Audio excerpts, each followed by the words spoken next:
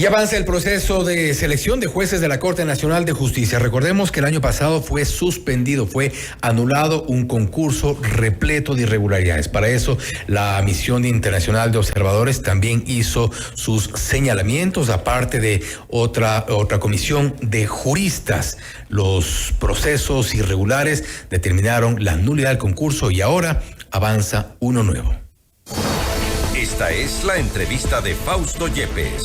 Hoy con...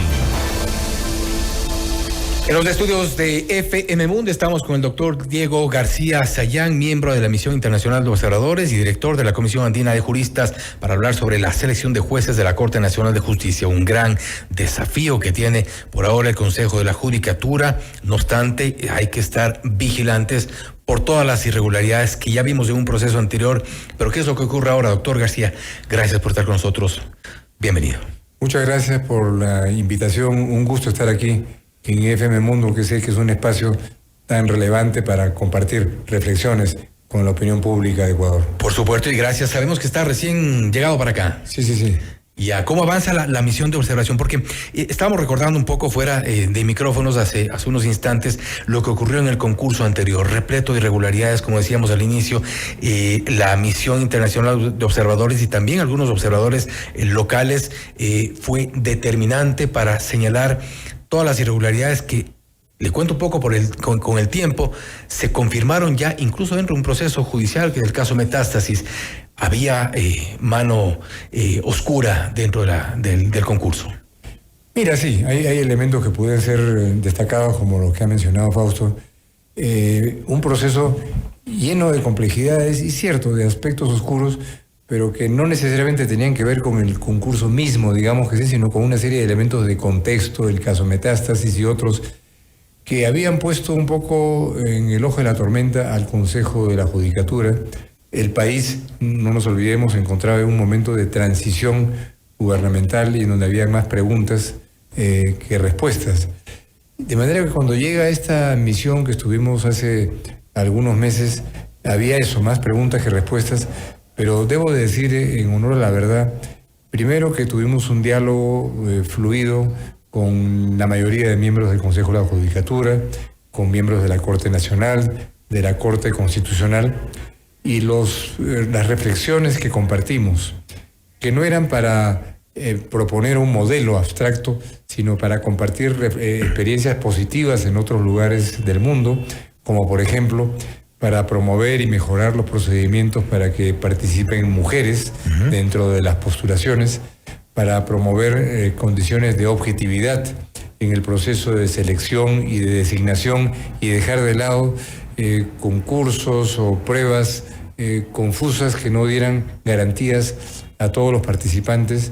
Debo decir que buena parte de esas recomendaciones, no imposiciones, fueron recogidas y que hemos visto una mayor apertura, que se han producido mecanismos de convocatoria más amplios para las mujeres, que las pruebas un poco confusas que habían habido en la etapa anterior han sido desestimadas y dejadas de lado. La llamada prueba de confianza. La llamada prueba de confianza en un tema, don Fausto, que es muy importante, que es cómo está hecho el diseño institucional en el Ecuador, que es interesante.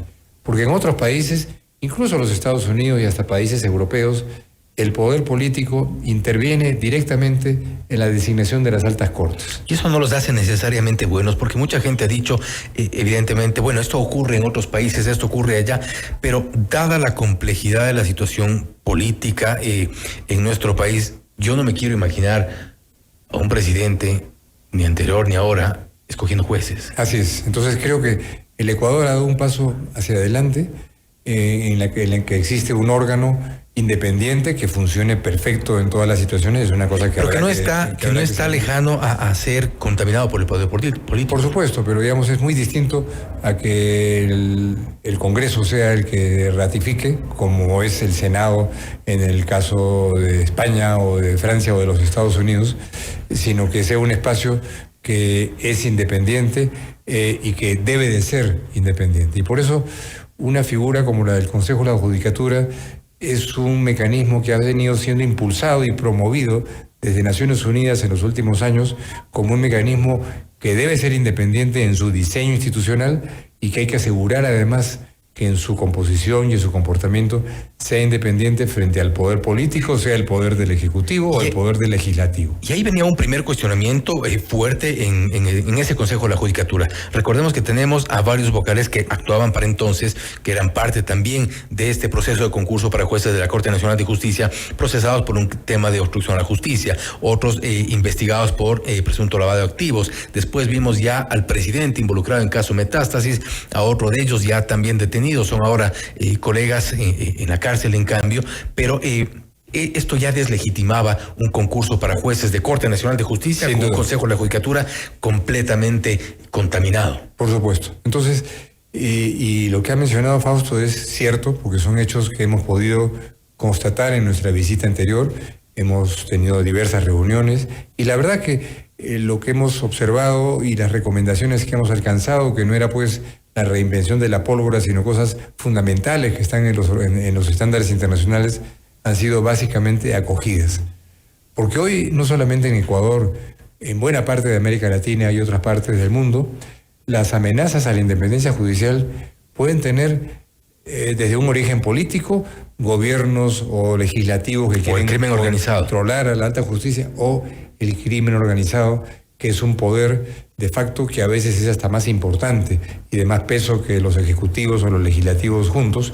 Y a veces los dos están permeados, ¿no? Y están con el mismo propósito. Entonces, de eso no nos escapamos. Varios países de América Latina donde el crimen organizado tiene una presencia fuerte, no solo en su área propiamente criminal, sino en influir, en querer determinar decisiones en órganos del Estado y particularmente la justicia, buscando algo que es el objetivo universal del crimen, que es la impunidad. Entonces, Ecuador no ha inventado la rueda en ese sentido, sino son situaciones que se han visto en otros lados, y lo que se ha vivido aquí ha sido una experiencia muy ilustrativa y de los pasos que hay que dar para asegurar la absoluta independencia del órgano que designa, que es el Consejo de la Judicatura, y por supuesto de los altos órganos de la justicia, independencia frente al poder político, independencia frente al poder fáctico del crimen organizado, y algo importante en la que hemos visto alguna evolución interesante desde nuestra anterior visita hasta estas semanas, en donde ha habido un mayor esfuerzo de una convocatoria a la postulación de mujeres a los altos cargos, cosa que es algo que naturalmente no solamente cumple con los principios de la Constitución ecuatoriana, sino obligaciones internacionales de la que es parte de Ecuador y toda América Latina, y que no se produce un resultado ahí de manera inercial, sino hay que convocar y hay que dar garantías que las candidaturas de las mujeres son y serán tomadas en serio, que no necesariamente se garantiza que por postular van a participar, tienen que reunir las condiciones profesionales que están establecidas, pero me parece de acuerdo, pero hay que apuntar a la igualdad de condiciones en la participación. Entonces ahí vemos, Fausto, que sí ha habido un esfuerzo, que hoy día el número de postulantes mujeres tal vez no es el ideal, pero sí ha habido una mayor presencia. ¿En qué porcentaje estamos? De mujeres. Todavía es un porcentaje pequeño. Entiendo que hay 50 de 122 hombres, todavía no llega a la mitad, pero por lo menos hay una porción relevante. Y mi experiencia, Fausto, en el mundo del derecho internacional, Naciones Unidas, y como relator de Naciones Unidas para la Independencia Judicial, es que la presencia de mujeres en las altas funciones judiciales es muy importante para darle un enfoque a cierto tipo de decisiones, no digo en favor de las mujeres y contra los hombres, sino para recoger una perspectiva en donde se puede representar mejor la multietnicidad y la multiplicidad de géneros en la sociedad, en la sociedad. Y creo que es destacable el hecho de que haya habido una mayor participación incluso respecto al concurso anterior. Ahora, doctor García, ¿cuál es la diferencia entre el concurso que fue anulado el año pasado y el que estamos ahora. Estamos con 172 postulantes a jueces de la Corte Nacional de Justicia. Se va a escoger de ellos a 11 jueces. Estamos hablando de la mitad, el 50% de la Corte Nacional de Justicia.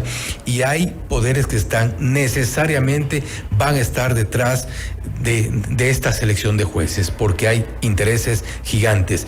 ¿Qué le diferencia a este concurso del anterior? Mira, yo creo que hay mucho más transparencia.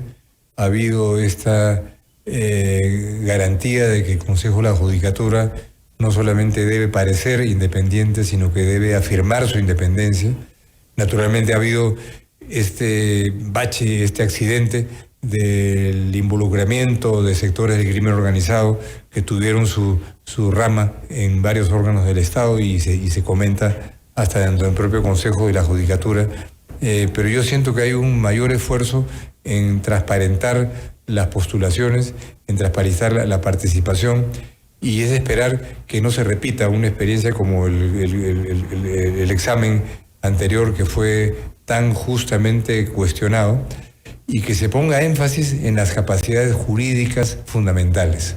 Porque a veces en América Latina tenemos la tentación de optar por el camino más corto, a ver quién tiene más maestrías y más doctorados, y ahí se le da un puntaje mayor.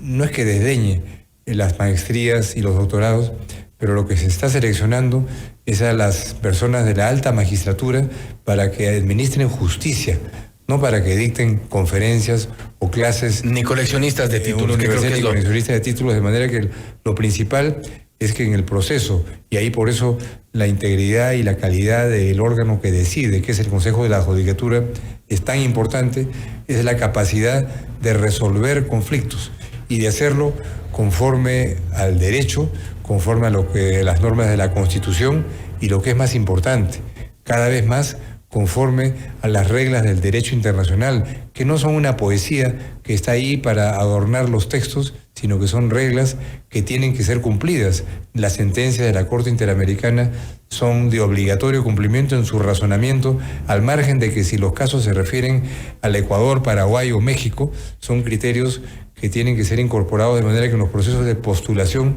es muy importante cuál es la perspectiva de la o del postulante frente a situaciones de tensión entre el derecho interno y el derecho internacional, que es lo que nos diferencia de lo que ocurría hace 50 años, en donde no había un ordenamiento internacional en serio, ¿no? Y le hago una consulta respecto a una preocupación que tenía yo, que creo que es de algunas personas que hemos seguido de cerca este tipo de concursos. Ocurrió en el anterior. El cuestionamiento era a que, como parte del comité de expertos que estaban encargados de analizar, por ejemplo, en algunos casos, el tema de requisitos, la prueba práctica, estaba integrado por gente con cierto cuestionamiento. Se hablaba de políticos, o había una ex asambleísta, una ex candidata a alcaldesa de Quito.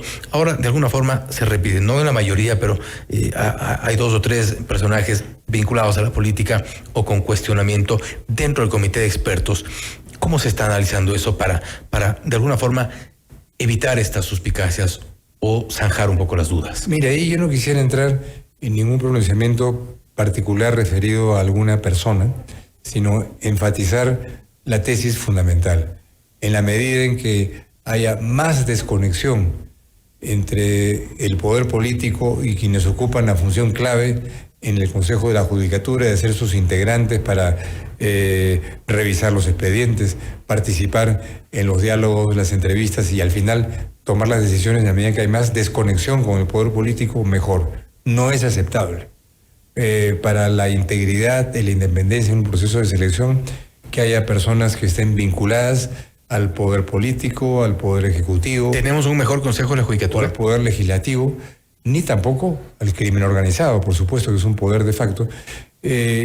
No quisiera entrar a una valoración individual, pero yo entiendo que en lo que ha avanzado del proceso ha habido un esfuerzo de mejorar. Pero como cuerpo colegiado, ¿tenemos mayores garantías, digamos? Yo creo que en este momento se han producido avances positivos y el Consejo de la Judicatura tiene, creo, la obligación ahora de que sean transparentes sus métodos de selección, que esos métodos sean públicos, que la gente pueda observarlos por las cadenas que fácilmente pueden ponerse a disposición de la gente, y lo que es más importante, que las personas que puedan estar sindicadas o sospechosas de vinculación al poder político establezcan cuál es su independencia, y si no la tienen, que sean sustituidos por otras personas. No quiero insinuar que eso debe de ocurrir ahora, pero eso es muy importante, porque si no volvemos al viejo esquema que ha regido nuestra república durante buena parte del siglo XX, del siglo XIX, que al final el poder político es el que escogía o ratificaba a las altas funciones de la magistratura, de la Corte Suprema, y eso no puede repetirse. La independencia es fundamental.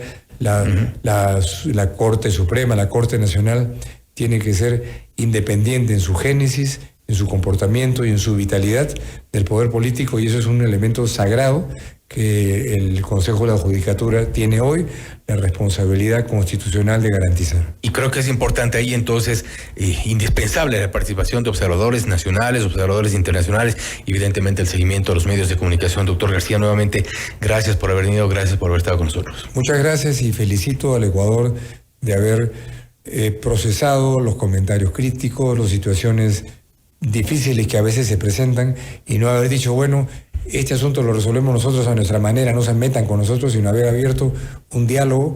Quiero aquí reconocer públicamente que hemos tenido diálogos constructivos.